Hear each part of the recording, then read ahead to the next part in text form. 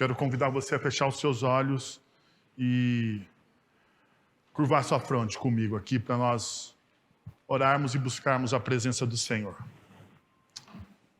Pai, nós queremos te agradecer por mais essa oportunidade que nós temos de adorar o teu nome, de bendizer o teu nome.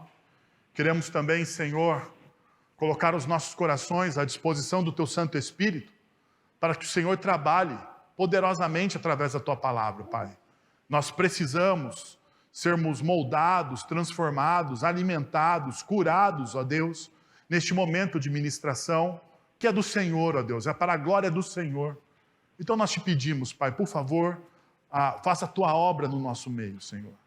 Também queremos colocar a vida das nossas crianças que irão aprender do Senhor agora, na sua linguagem, de uma forma fácil delas entenderem o teu evangelho, que o Senhor convença o coração delas, transformando, redimensionando a Deus, tudo a partir da tua graça e do teu evangelho. Senhor, é isso que nós pedimos em nome de Jesus. Amém.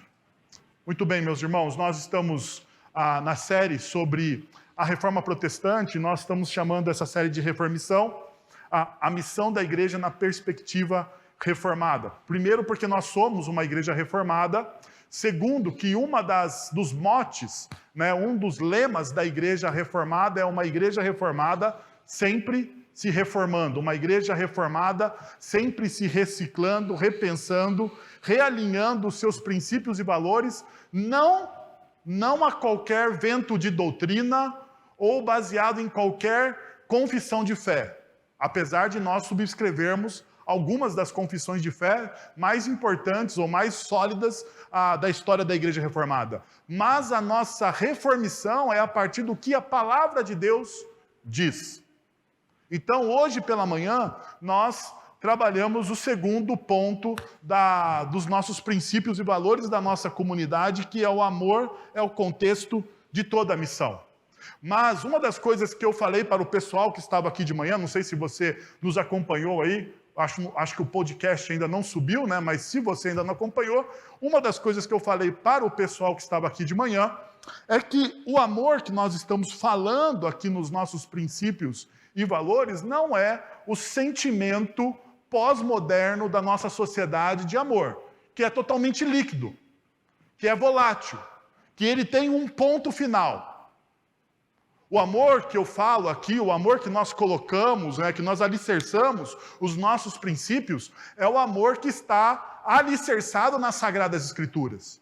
Lembrando que nas Sagradas Escrituras, você tem, principalmente no contexto do idioma grego, você tem pelo menos 5 palavras para se referir ao amor. Você tem o amor entre irmãos, você tem o amor dentro de uma comunidade, dentro de uma família, o amor entre um homem e uma mulher, a paixão, e você também tem o amor, aquilo que nós chamamos e alimentamos como o mais sublime ato de amor, que é o ágape, que é o incondicional. O amor incondicional. Aquele amor que não tem amarras, que não coloca condição alguma para o ser que é amado. O amor que não encontra em outra explicação a não ser a graça. A graça de ser encontrado por alguém, amado por alguém, e essa graça de ser encontrado por alguém e amado por alguém só deve ser vislumbrada a partir de Cristo Jesus. Cristo Jesus nos encontra, Cristo Jesus nos ama, Cristo Jesus nos aceita, Cristo Jesus na cruz traz a regeneração total sobre nossas vidas. Então é esse tipo de amor que nós estamos falando. Nós estamos falando de um amor que vem da cruz, então. Por isso, que quando nós pensamos nesse amor, nós pensamos na cruz. A cruz é a nossa mensagem. A cruz guia os nossos métodos. A cruz fortalece a nossa missão. Quando a cruz é central na vida de uma igreja, quando a cruz é central na vida do discípulo, Deus faz com que a verdadeira adoração flua do coração dessa igreja e do coração desse discípulo.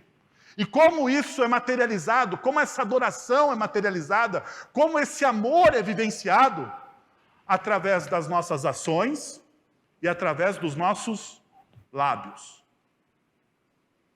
dessas duas formas. Conta-se, e eu digo conta-se porque nós não temos nenhum documento, oficial sobre isso. Então é muito mais, talvez, uma tradição oral do que algo factual. Entenderam? Mais uma tradição oral do que algo factual, que Francisco de Assis dizia o seguinte, que ao invés de você pregar o Evangelho, você viva o Evangelho, para que as pessoas se despertem a partir daquilo que você faz. Nós não temos nenhum documento sobre isso de fato, é mais uma tradição oral. No entanto, eu queria dizer que isso está um pouco tanto equivocado, ou pelo menos manco. Porque o Evangelho de Cristo Jesus, e os evangelhos, e depois os evangelistas, e o próprio apóstolo Paulo, vai dizer que você precisa de fato, sim, viver o Evangelho, mas você também deve proclamar o Evangelho. O Evangelho deve ser proclamado também. O Evangelho deve ser vivido e o Evangelho deve ser proclamado. Então são duas asas de um mesmo avião. Você proclama o Evangelho e você vive o Evangelho. Por quê? Porque à medida que você proclama o Evangelho, à medida que você fala do Evangelho, a sua vida, as suas ações certificam de que você está pregando algo que de fato você acredita. Não é assim? Quando você consegue criar essa intersecção entre discurso e ação, o seu testemunho fica muito mais poderoso. É uma verdade vivencial, não é uma verdade etérea, não é uma filosofia de vida, não é algo que você aprendeu em um livro ou que você passa simplesmente de maneira fria. Você vive aquilo, E talvez uma das grandes dificuldades que nós temos dentro da espiritualidade cristã evangélica é que nós temos um belo discurso e uma péssima prática. Um belo discurso. Hoje, domingo, dia do Senhor, muitas das nossas igrejas estão cheias, lotadas. Cerca de 1/3 do Brasil hoje é um Brasil evangélico. O nosso censo está desatualizado, talvez seja até mais de 1/3 hoje da população. Hoje o povo evangélico é capaz de eleger um presidente da república. Existe disputa, e vocês estão vendo isso, disputa sobre o voto dos evangélicos. Mas muito mais que um poder político, o povo de Deus deveria ser um poder, uma visão, uma vitrine viva do que o reino de Deus representa. E aqui então está o problema, porque nós temos um excelente discurso, porque muitas das nossas igrejas hoje estão cheias, lotadas, de manhã, à noite, pessoas vão, mas existe pouca vivência desse evangelho, pouco impacto. Mais de 1/3 da população, e o Brasil ainda vive insegurança alimentar. Mais de 1/3 da população, e ainda existem crianças para serem adotadas. Mais de 1/3 da população se diz seguidora de Cristo Jesus, e esses seguidores de Cristo Jesus, que é mais de 1/3 da população, estão mais preocupados com a sua prosperidade do que com o bem do próximo. Alguma coisa está errada na nossa visão de reino. Alguma coisa está errada. E o pior, meus irmãos e minhas irmãs, é que a maioria do povo evangélico terceiriza a sua responsabilidade social para o governo. É o governo que deve fazer algumas coisas. Não, é o povo de Deus. Se você olha o livro de Atos dos Apóstolos, você vê o impacto social da igreja, porque o povo de Deus estava o quê? Engajado, fazendo não mais do que eles podiam, fazendo aquilo que eles podiam, e de forma voluntária, porque o amor de Cristo habitava no coração daquela primeira comunidade. Se você olha o livro da lei, o livro do Deuteronômio, se você percebe a ética que existe dentro do livro da lei, de Moisés, você vai perceber que no Israel, no povo de Israel, não deveria existir o quê? Miséria. É ou não é? Basta você ler. Basta você ler. Haviam momentos da história do povo de Israel onde as dívidas eram perdoadas, onde os escravos eram libertos, onde as dívidas eram todas apagadas, seja qual fosse a dívida, seja uma dívida de sangue, seja uma dívida monetária, qual fosse a dívida naquele momento da história, havia perdão, havia graça, havia um respiro. A justiça pairava sobre aquela nação. Esse povo deveria ser uma vitrine da justiça de Deus na terra. A igreja deveria ser uma vitrine da justiça de Deus na terra.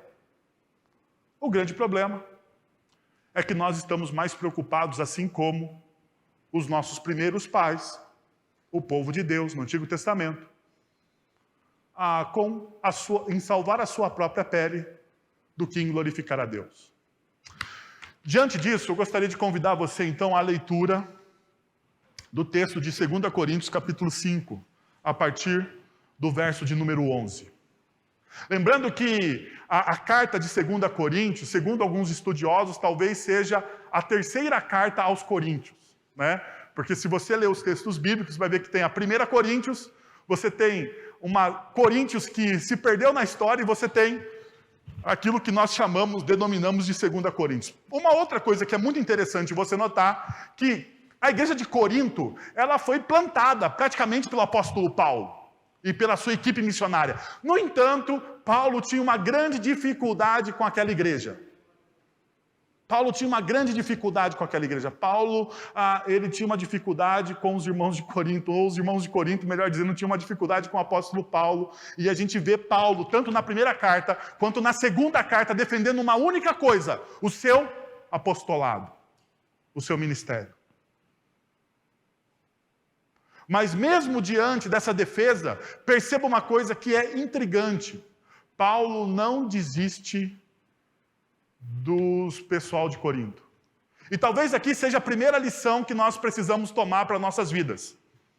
Nós não devemos desistir de pessoas difíceis, né? Não devemos desistir dessas pessoas, né? Eu sei que todo mundo tem alguma pessoa difícil na sua vida, uma pedra no sapato, e a gente tem a tentação de desistir dessas pessoas. Então, meu irmão, se esmere no apóstolo Paulo, não desista dessa pessoa. Não desista, olha só. Os caras duvidavam o tempo todo do ministério do apóstolo Paulo, colocavam ele em xeque. No entanto, ele continuava insistindo. Por quê? Porque ele amava aquelas pessoas como Cristo Jesus o amava. E se você quer saber mais sobre isso, assista a mensagem de domingo pela manhã, se você ainda não o fez. Então, abre comigo aí no versículo de número 11, vamos ler o texto bíblico, diz assim: uma vez que conhecemos o temor do Senhor, o temor ao Senhor, procuramos persuadir os homens. O que somos está manifesto diante de Deus, e esperamos que esteja manifesto também diante da consciência de vocês. Não estamos tentando novamente recomendar-vos, perceba, Paulo está novamente falando do seu ministério. Não estamos novamente tentando recomendar-vos a vocês, porém, lhes estamos dando a oportunidade de exultar em nós, para que tenham o que responder aos que se vangloriam das aparências e não do que está no coração. Se enlouquecemos, é por amor a Deus, se conservamos o juízo, é por amor a vocês. Verso 14. Pois o amor de Cristo nos constrange, porque estamos convencidos de que um morreu por todos, logo todos morrerão. E ele morreu por todos, para que aqueles que vivam já não vivam mais para si mesmos, mas para aquele que por ele morreu e ressuscitou. De modo que, de agora em diante, a ninguém mais consideramos do ponto de vista humano, ainda que antes tenhamos considerado Cristo dessa forma. Agora, já não consideramos assim. Portanto, se alguém está em Cristo, é nova criação, as coisas antigas já passaram, e eis que surgiram coisas novas. Tudo isso provém de Deus, que nos reconciliou consigo mesmo por meio de Cristo e nos deu o ministério da reconciliação. Ou seja, que Deus em Cristo estava reconciliando consigo o mundo, não levando em conta os pecados dos homens, e nos confiou a mensagem da reconciliação. Portanto, somos embaixadores de Cristo, como se Deus estivesse fazendo um apelo por nosso intermédio. Por amor a Cristo, lhes suplicamos, reconciliem-se com Deus. Deus tornou o pecado por nós aquele que não tinha pecado, para que nele nos tornássemos justiça de Deus. Então, o primeiro ponto, o primeiro princípio que eu gostaria de demonstrar aqui para vocês é esse. O amor é o contexto da missão. O amor é o contexto da missão quando deslocamos o foco de nós mesmos. Quando que o amor se torna o contexto dessa missão? Quando nós deslocamos o foco de nós mesmos, e veja o que Paulo está dizendo no verso de número 13. Se enlouquecemos, é por amor a Deus. Se conservamos o juízo, é por amor a vocês. Agora, veja só uma coisa. Paulo está dizendo mais ou menos o seguinte: se estou agindo loucamente, se estou aparecendo, a ideia aqui desse enlouquecemos aqui, é como se ele tivesse com uma deficiência cognitiva. Paulo está com problemas. A ideia principal é essa. E veja, a pergunta que se deve fazer é: louco aos olhos de quem? Loucos aos olhos de quem? Por que Paulo está se julgando aqui louco? Por que Paulo está dizendo que ele está enlouquecendo? Paulo, então, ele coloca o motivo, ele vai dizer, olha, eu estou enlouquecendo, não por qualquer motivo. A NVI coloca uma palavra que não está no original. Se você está lendo na revista e atualizada, o texto na revista atualizada está dizendo, se enlouquecemos, é por causa de Deus. Não tem o amor aí, não é verdade? Não tem o amor. Os tradutores da NVI, eles colocam o amor por causa do versículo subsequente. Mas a gente já chega lá. Paulo então está dizendo aqui, olha, eu estou enlouquecendo, e o motivo da minha loucura é o amor que eu tenho por Deus. É o amor que eu tenho por Deus. Agora, perceba, Paulo está dizendo o seguinte, Paulo está dizendo que ele é louco para servir. Veja, louco para seguir. Viva os princípios do reino, mesmo que estes pareçam loucura para a cultura secular. Eu não sei se você já parou para pensar, mas boa parte, ou a maior parte daquilo que nós chamamos da ética do reino de Deus é loucura para aquilo que é secularmente pregado. Loucura. Porque a ética do reino de Deus diz para você perdoar as pessoas.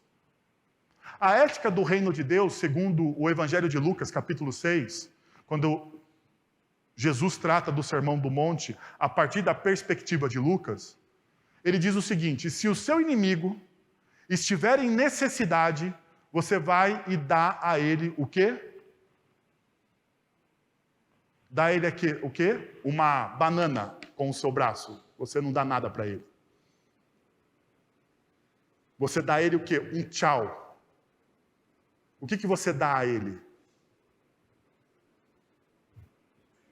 O que mais dói na sua vida? Então você está com vergonha de responder, mas eu vou te responder para você, eu vou te ajudar nisso. O que mais dói no bolso na vida de qualquer pessoa é o bolso. Daí Jesus vai dizer o seguinte: se o seu amigo, essa pessoa que te feriu, estiver passando por necessidade, você faz o seguinte, você vai lá e não empresta, você dá. Porque se você emprestar, você vai querer juros. E juros exorbitantes. Você vai se vingar nos juros. Mas Jesus está dizendo, não faça isso. Você vai para aquela pessoa que te feriu e você estende a sua mão e o ajuda. Essa é a loucura da ética do reino de Deus. Agora perceba, se você viver essa ética do reino de Deus, você será tido na cultura secular agora como quê? Como louco. Como louco.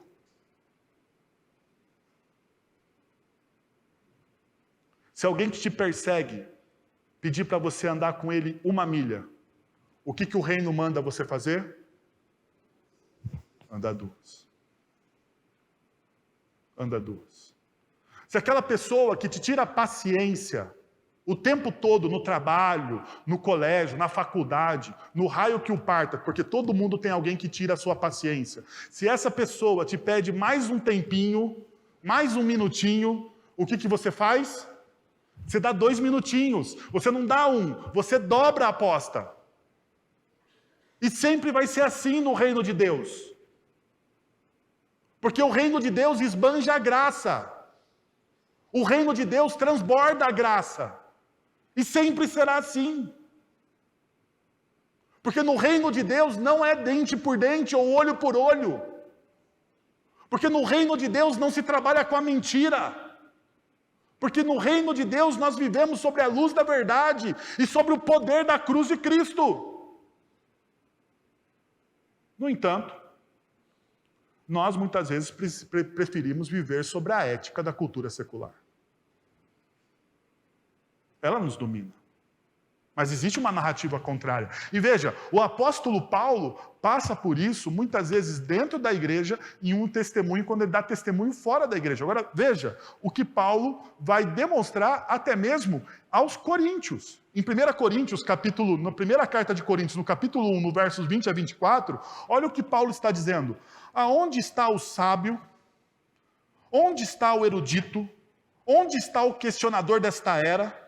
Acaso não tomou Deus loucura a sabedoria deste mundo? Visto que a sabedoria de Deus, o mundo não o conheceu por meio da sabedoria humana. Agradou a Deus salvar aqueles que creem por meio da loucura da pregação, da loucura do evangelho, da loucura da ética do reino, da loucura da cruz de Cristo. E Paulo continua dizendo, olha só, os judeus pedem sinais miraculosos, os judeus querem ver Deus agir na vida o tempo todo deles. Daí ele vai falar, os gregos procuram o quê? Sofismas. Porque a palavra é sofismas. Sabedoria, conhecimento. Os judeus pedem sinais, daí continua, nós porém pregamos, perceba, o Cristo crucificado, o qual de fato é escândalo para os judeus, e loucura para quem? Para os gentios.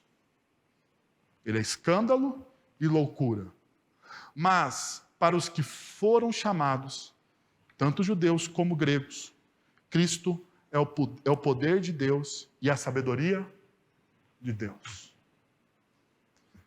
Paulo está falando isso para uma igreja. Por quê? Porque essa igreja, se você olha o contexto de 1 Coríntios, essa igreja procurava o quê? Sinais. Essa igreja procurava o quê? Sabedoria secular. Essa igreja estava mais interessada na cultura secular que a envolvia do que no evangelho. E Paulo está tentando reorientar essa igreja a partir da pregação do evangelho, que é loucura. Que é loucura.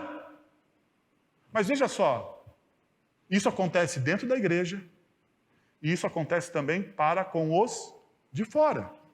Mais uma vez, Paulo, agora em Atos, capítulo 26, a partir do verso de número 24, Paulo está pregando para a corte do rei Agripa. E olha o que acontece.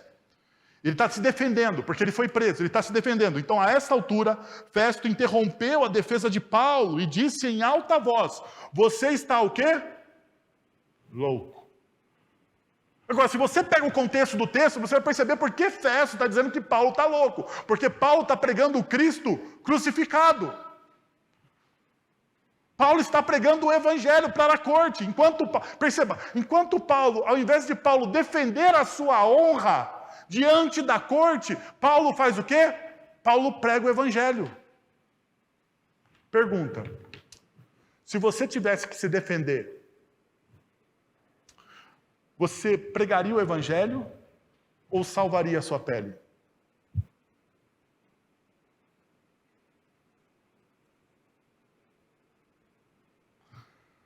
Diante dos questionamentos seculares, muitas vezes, no nosso local de trabalho, na nossa universidade, de quando nós somos impelidos ou inquiridos sobre o que nós cremos, sabe o que nós fazemos? Nós salvamos a nossa pele. Paulo aqui não. Paulo prega. E veja, Festo vai dizer: você está louco, Paulo. As muitas letras o estão levando o quê? À loucura. Agora veja o que Paulo responde. Respondeu Paulo: não estou louco.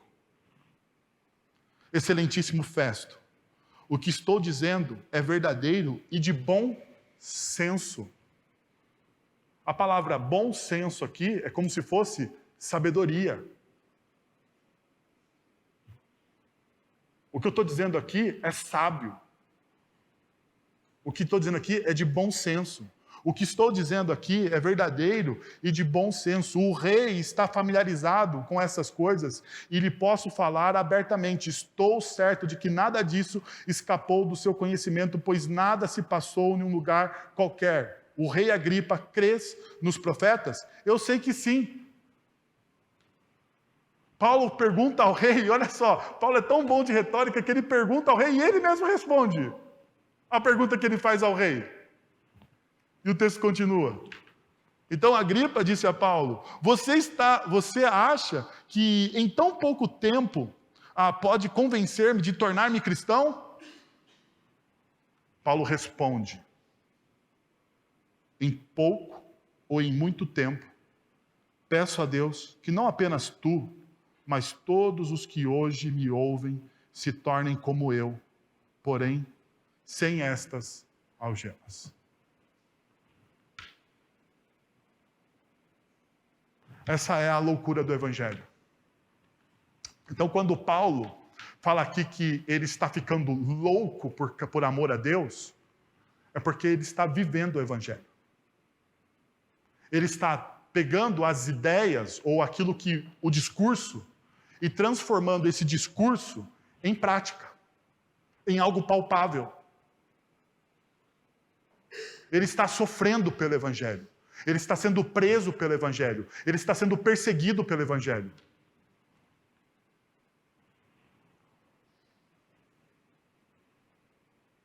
E ele não tem medo. Porque a prática de Paulo cria uma intersecção com o seu discurso. Por isso que o testemunho dele é tão poderoso. Por isso que diante das pressões ele não cede. Ele não cede.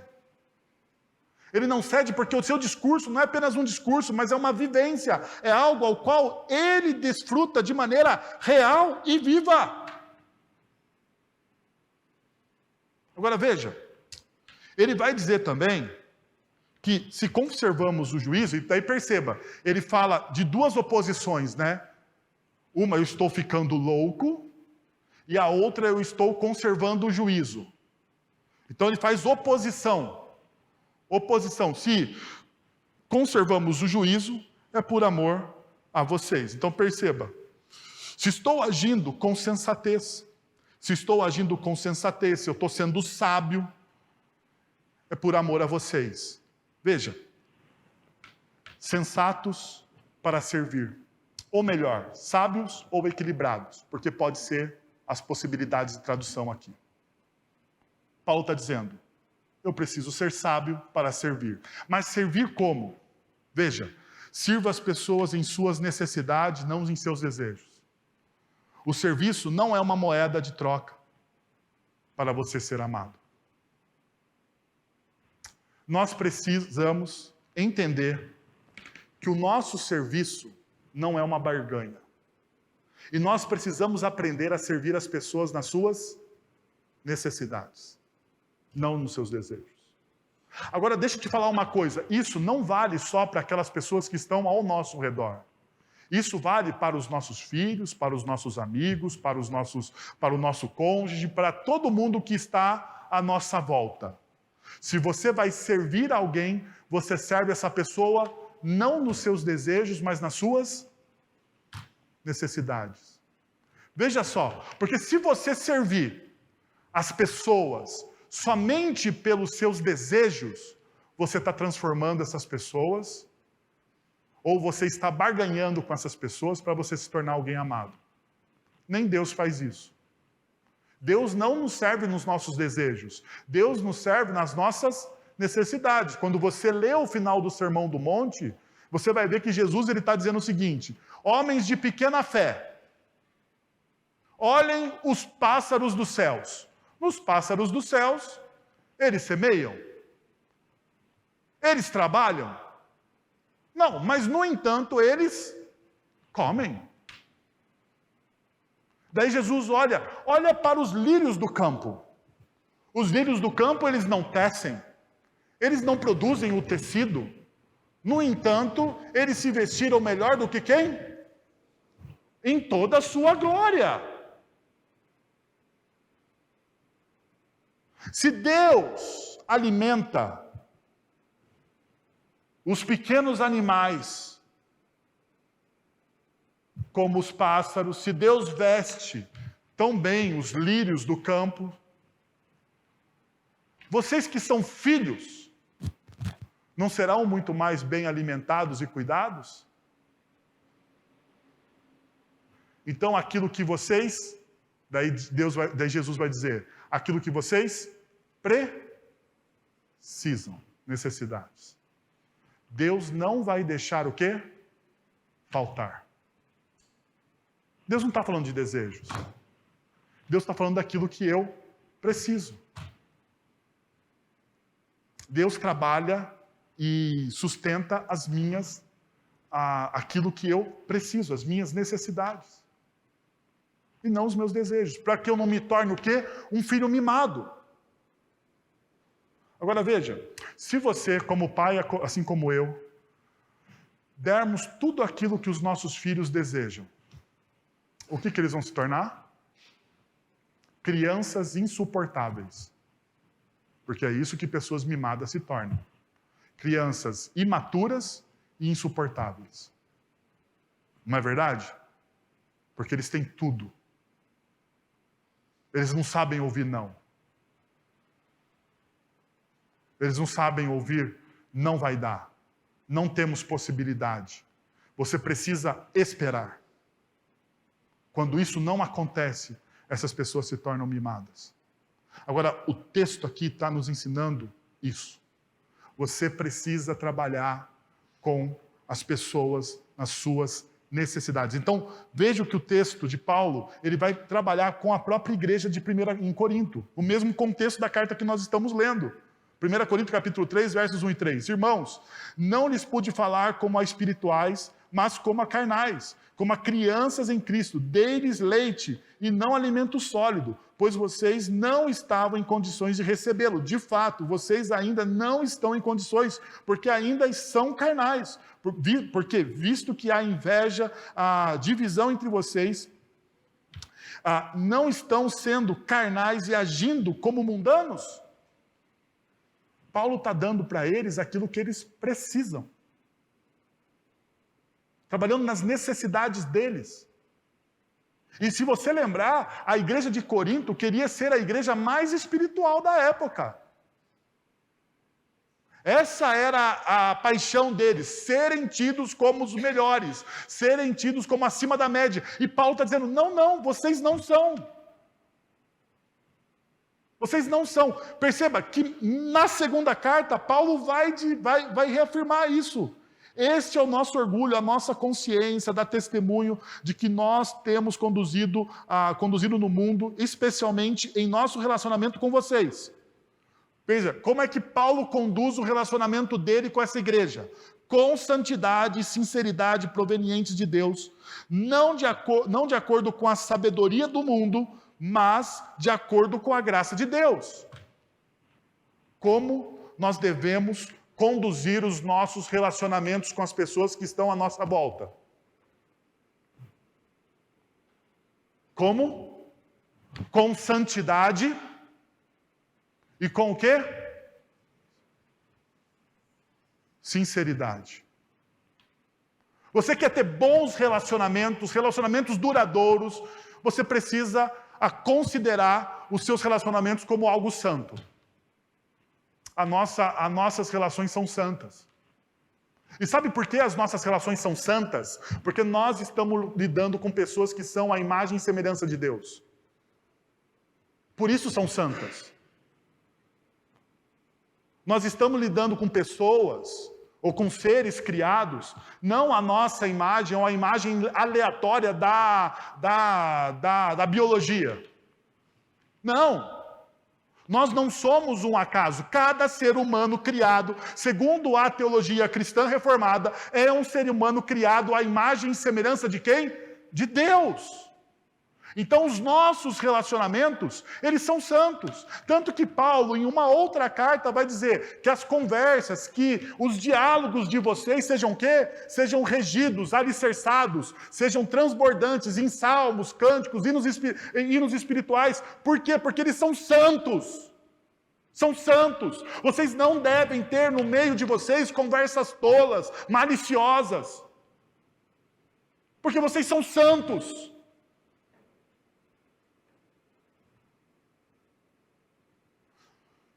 Perceba uma coisa, quando você olha um outro ser humano, não a partir da perspectiva humanista,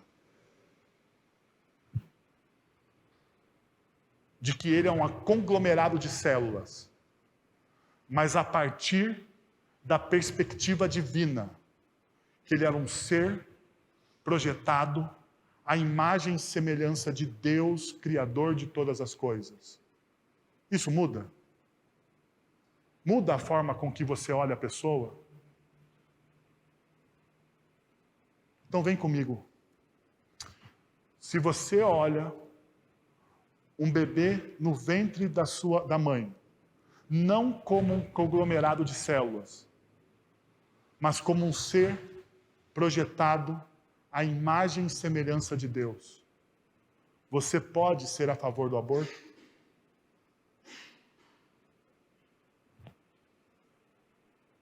Sim ou não? Porque as nossas relações são santas. E na santidade não existe espaço para a morte. Porque Deus baniu a morte no sacrifício de Cristo Jesus.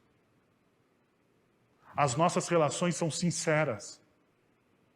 Não existe mentira nas nossas relações. E Paulo, então, está trabalhando dessa forma essa comunidade. Agora, veja um outro princípio, que o amor é o contexto da missão quando deixa eu passar aqui.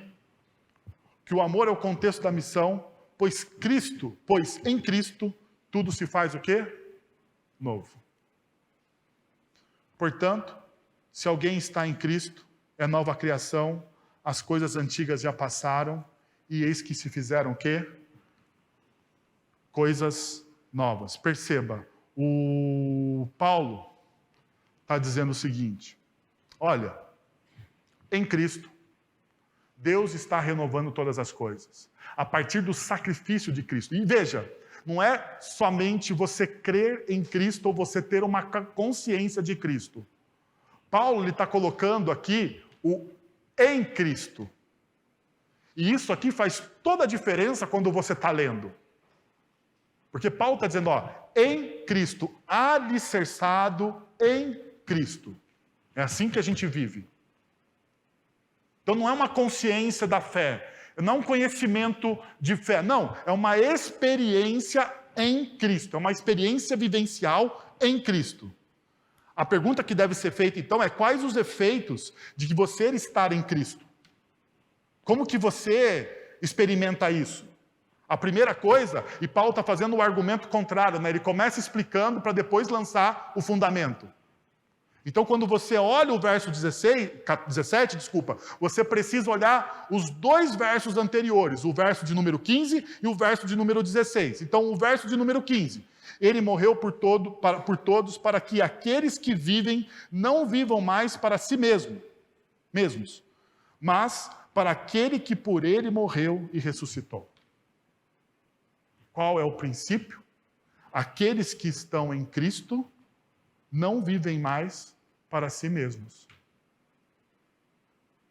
Se você quer ter uma nova vida em Cristo, uma nova vida em Cristo é evidenciada pelo quê? Por você não viver mais por você mesmo. Sendo o quê? O desensimesmar. Porque o ensimesmar é você ficar fechadinho nos seus achismos, né? Então, uma outra coisa é que esse desensimesmar, você não vive mais pelos seus achismos. Porque os meus achismos são as minhas teorias, que eu crio com base nas minhas únicas intenções, nas minhas opiniões e nas minhas intenções, mas não tem fundamento nenhum. Está tudo em mim. Eu sou o centro. Então, quando Paulo está dizendo, olha, se você está em Cristo, você abre mão dos seus achismos, porque você não vive mais por você, mas você vive por quem? Por aquele que morreu por você. Então, as suas teorias não fazem mais sentido. Os seus princípios, se não estão em paralelo com as Sagradas Escrituras, você deve abrir mão deles. Por quê? Porque não é mais os seus achismos. Não são mais as suas teorias. Não é o que você acha ou não a respeito de Deus. É o que a palavra de Deus diz a respeito de Deus.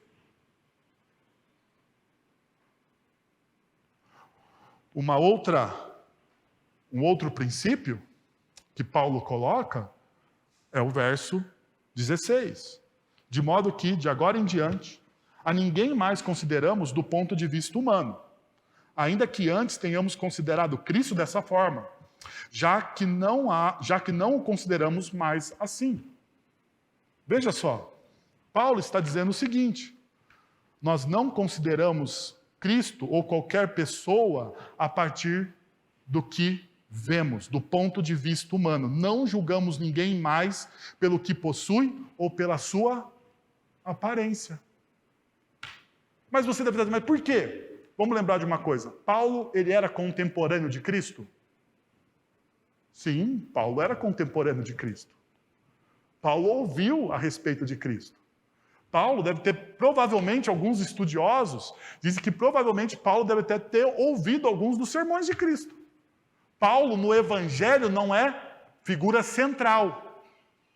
Mas vamos lembrar que Paulo fazia parte do quê? Do Sinédrio. Quem condena Cristo? O Sinédrio. Como não? Paulo estava lá. De alguma forma ou de outra, ele estava ali, talvez não como figura central, mas como algo paralelo. Tanto que quando se desencadeia a primeira perseguição, Paulo ele está indo ao Sinédrio buscar o quê? Cartas.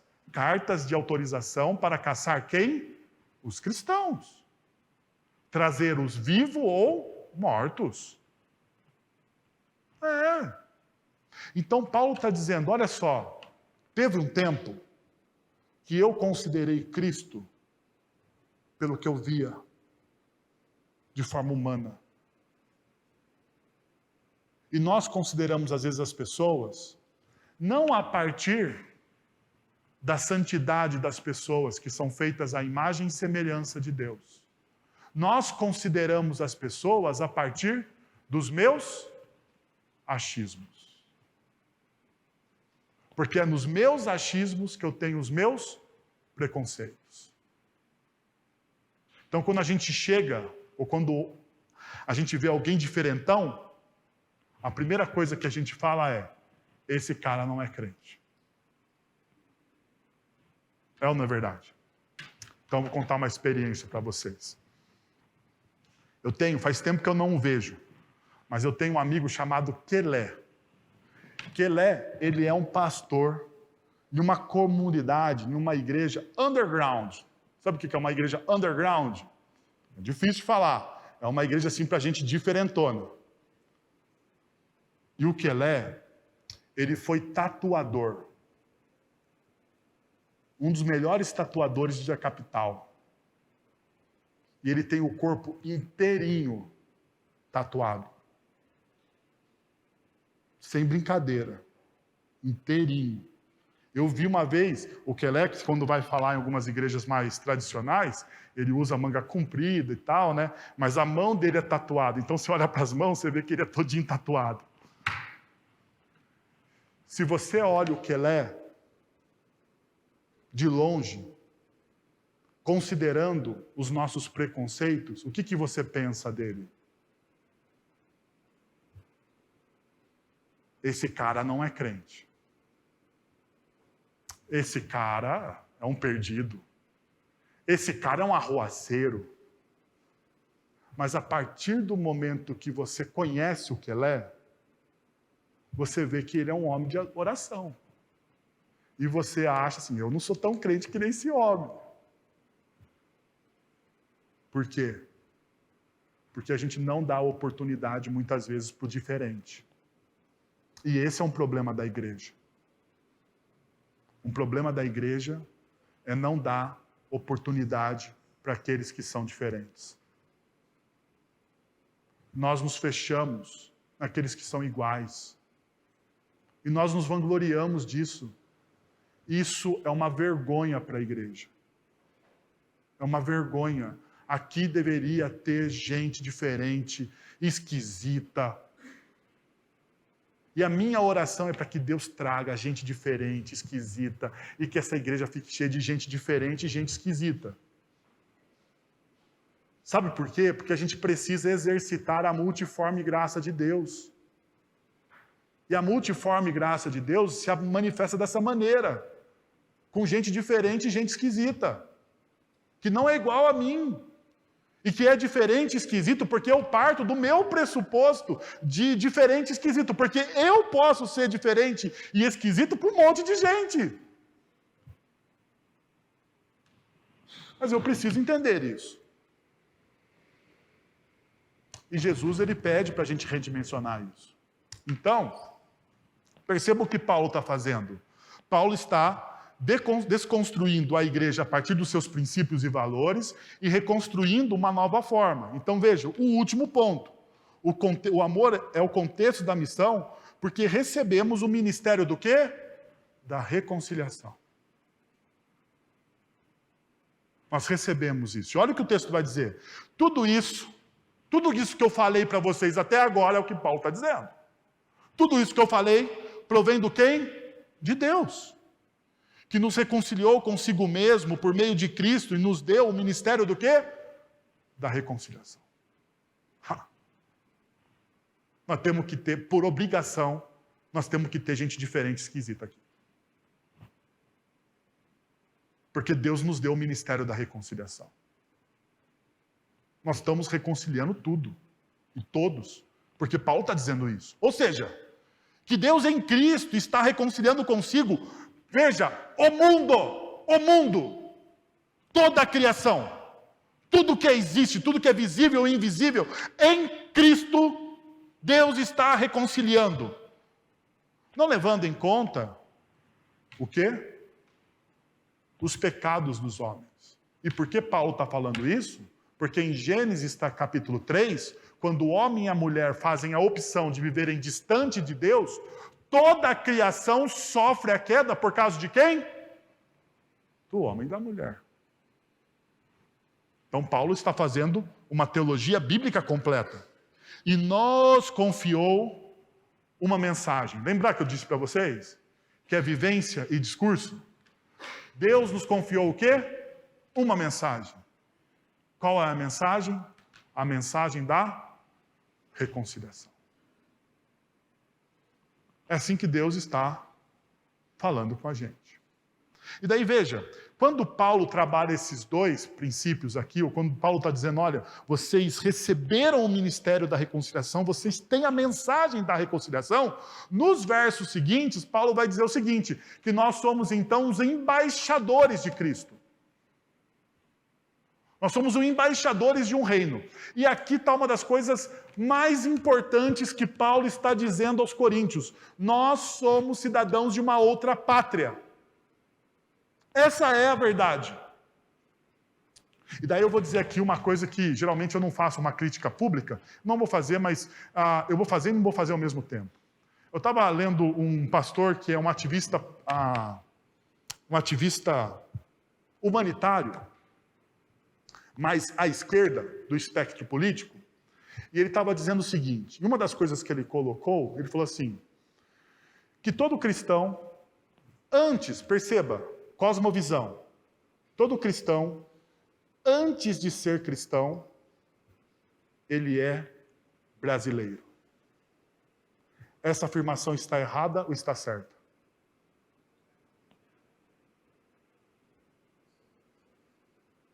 Vamos, gente, vocês são mais inteligentes do que eu. Todo cristão, antes de ser cristão, ele é brasileiro. Isso está certo ou está errado? Por que ele está errado?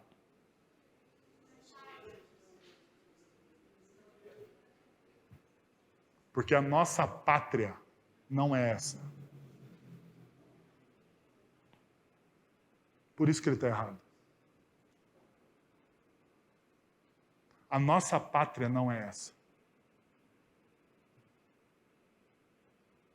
Não é o que Hebreus diz? Que nós somos o quê? Peregrinos? Que a nossa pátria, que a nossa terra, que o nosso solo não é esse? Isso não significa que nós não devemos nos envolver politicamente, que nós não temos pauta, que nós não precisamos ter bons candidatos. Isso não quer dizer nada disso. É um redimensionamento. Quando eu coloco a minha fé subjugada à minha pátria, eu estou negociando os meus princípios. Porque a minha fé determina como será a minha pátria física. Não é mesmo? Porque, veja, o que o texto bíblico diz? Feliz a nação cujo Deus é o Senhor. Ou seja, a minha fé determina o que se torna a minha nação, a minha pátria, e não o contrário.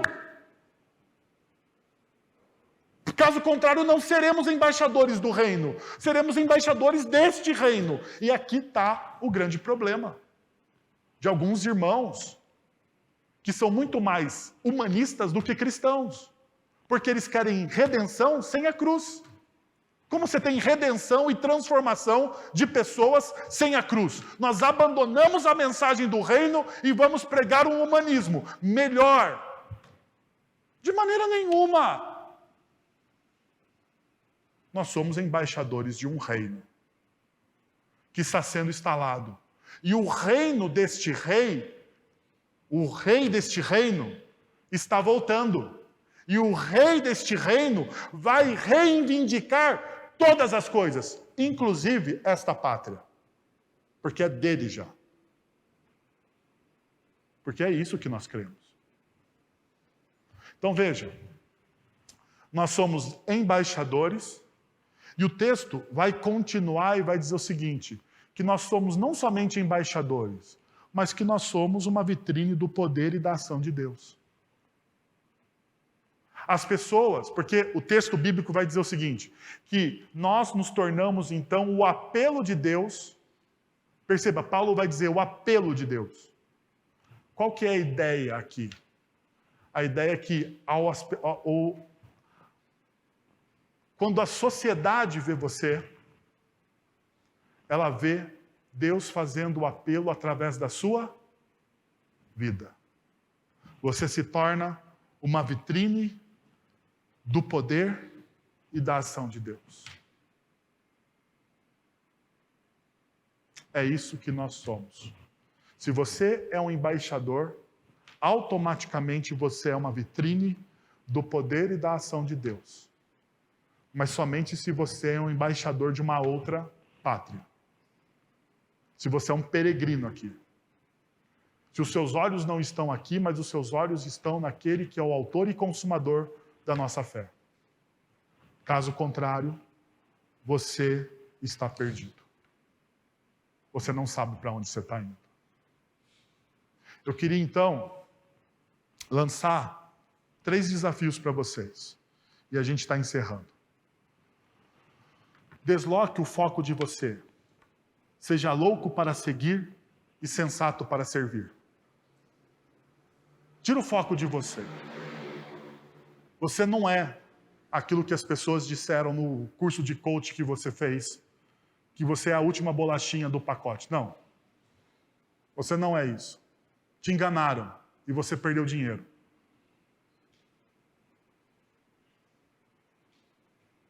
Seja louco. Louco para seguir a Cristo e seja sensato. Sensato para servir as pessoas. Sábio para servir as pessoas. Segundo, experimente a nova vida em Cristo, se livrando dos seus achismos e abrindo mão dos seus preconceitos.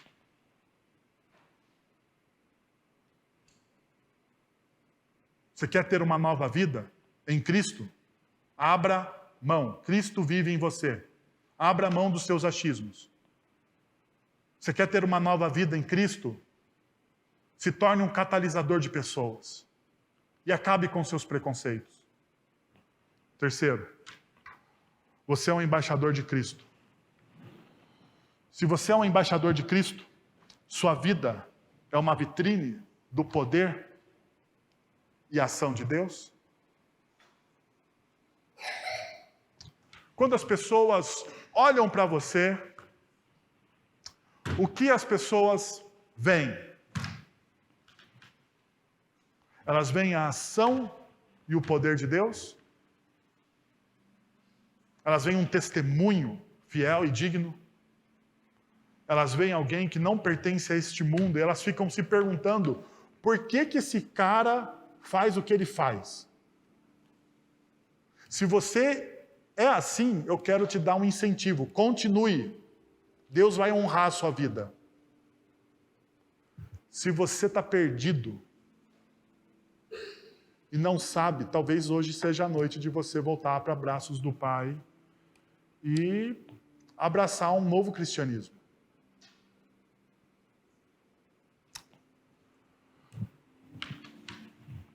Vamos orar?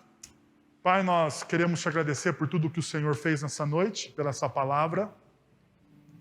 Queremos te pedir, Pai, que o Senhor continue a trabalhar nos nossos corações, a derramar graça sobre nossas vidas, para que nós possamos, de fato, ó Deus, testemunhar ao Senhor, ó Pai, testemunhar que nós somos embaixadores do Senhor, ó Deus, em Cristo Jesus.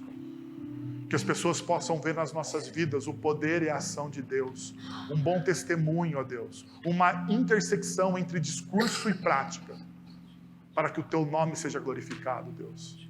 Tira de nós, ó Senhor, todo o preconceito, arranca de nós os nossos achismos, que nós não vivamos um cristianismo muito mais humanista do que um cristianismo pautado e alicerçado na Tua palavra, Senhor. Pai, que nós possamos, que o nosso coração, ó Deus, seja louco para seguir o Senhor e sábio para servir os outros. É o que nós pedimos. Em nome de Jesus. Amém.